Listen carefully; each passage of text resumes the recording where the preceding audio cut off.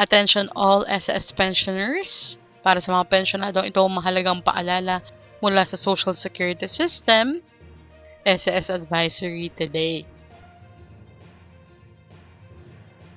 Magandang araw po sa ating manonood and welcome po muli dito sa ating channel Chaz Infos and Updates.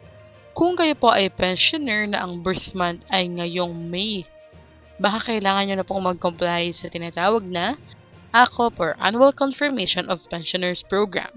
Layunin ng ACOP na masigurong tuloy-tuloy na matanggap nyo ang tamang pensyon at maiwasan ang fraudulent claims.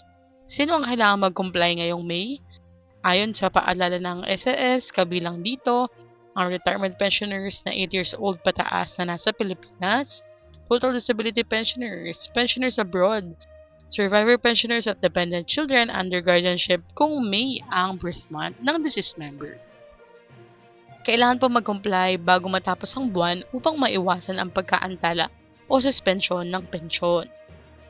Magandang balita naman po dahil hindi na kailangan pumila pa agad sa branch.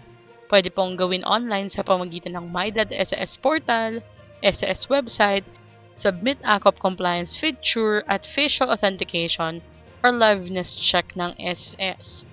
Mas pinadali ito ng SSS lalo na para sa mga senior citizens at pensioners na hirap bumiyahe o pumunta sa opisina. Bakit mahalaga ang mag-ACOP? Kapag hindi nakapag-comply, posible pong pansamantalang masuspend ang pensyon. Maaantala pa ang monthly release ng inyong benepisyo, kaya paalala ng SSS mas mabuting maagap kaysa maabala ang inyong pensyon. Ano ang magandang epekto nito? Bagamat dagdag requirement ito para sa ilan, mahalaga ang ACOP upang masigurong buhay pa at qualified pa ang pensioner.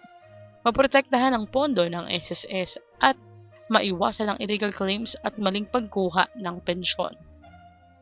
Ang final take natin dito, mga kababayan, lalo na po sa ating mga pensioners, senior citizens, importanteng bantayan ang mga anunsyo ng SSS para hindi maapektuhan ang inyong pensyon. At dahil online na rin naman ang maraming proseso, mas madali na ngayong makapag-comply kahit nasa bahay lang.